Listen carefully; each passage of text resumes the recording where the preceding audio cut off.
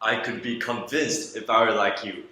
If I could beg others to change their minds, begging would convince me too.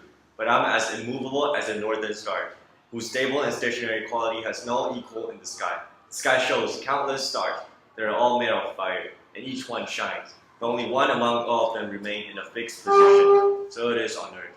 The world is full of men, and men are flesh and blood, and they are capable of reason.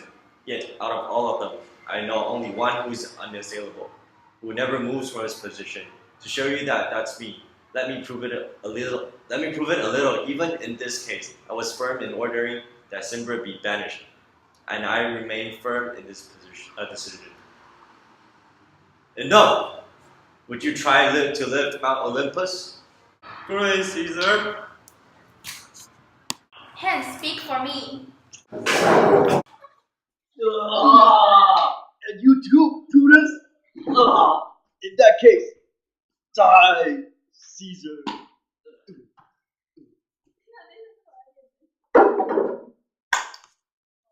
Liberty, freedom. Tyranny is dead. Run and proclaim it in the streets. Some should go to the public platforms and cry out, liberty, freedom, and democracy!